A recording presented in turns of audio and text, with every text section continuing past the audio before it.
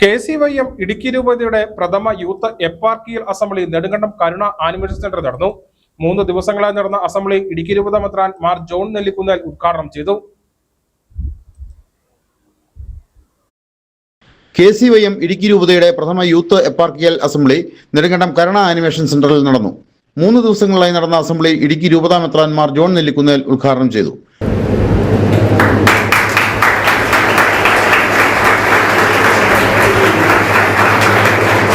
യുവജനങ്ങൾ സഭയുടെയും സമൂഹത്തിന്റെയും ഉന്നമനത്തിനായി പ്രവർത്തിക്കണമെന്നും രാഷ്ട്രീയത്തിലും യുവജനങ്ങൾ തങ്ങളുടെ സാന്നിധ്യം ഉറപ്പിക്കണമെന്നും മാർ ജോൺ നെല്ലിക്കുന്നേൽ പറഞ്ഞു. പ്രിയപ്പെട്ടവരെ, സമൂഹത്തിൽ ഇറങ്ങി പ്രവർത്തിക്കണം. അത് രാഷ്ട്രീയത്തിലായാലും മറ്റിടങ്ങളിലായാലും നിങ്ങൾ ഇറങ്ങി പ്രവർത്തിക്കണം.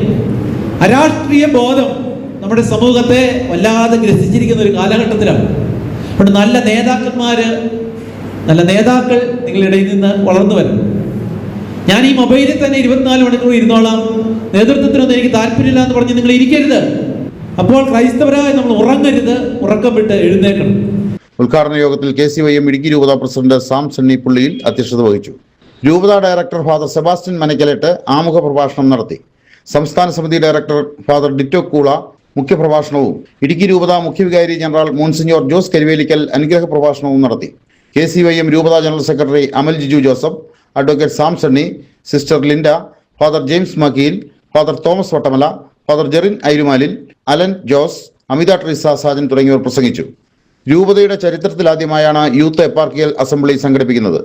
ആധുനിക കാലഘട്ടത്തിൽ സഭ നേരിടുന്ന വെല്ലുവിളികൾ, യുവജനങ്ങളുടെ ക്രിയാത്മകമായ ഇടപെടലുകൾ, സമുദായ ശാക്തീകരണം തുടങ്ങിയവയെ ആസ്പദമാക്കി വിവിധ പഠന ക്ലാസുകളും ഗ്രൂപ്പ് ചർച്ചകളും അസംബ്ലിയുടെ ഭാഗമായി നടന്നു. രൂപതയിലെ 105 യൂണിറ്റുകളിൽ നിന്നുള്ള തിരഞ്ഞെടുക്കപ്പെട്ട പ്രതിനിധികളാണ് അസംബ്ലിയിൽ പങ്കെടുത്തത്. രൂപതയിലെ വിവിധ മേഖലകളിൽ നിന്നുള്ള വൈദികരും യുവജന നേതാക്കളും ജനപ്രതിനിധികളും പരിപാടിയിൽ സന്നിഹിതരായി. രൂപതയുടെ വരും വർഷങ്ങളിലെ യുവജന പ്രവർത്തനങ്ങൾക്കുള്ള കർമ്മപദ്ധതികൾക്കും അസംബ്ലിയിൽ വെച്ച് രൂപം നൽകി. News bureau, Nedumkandam.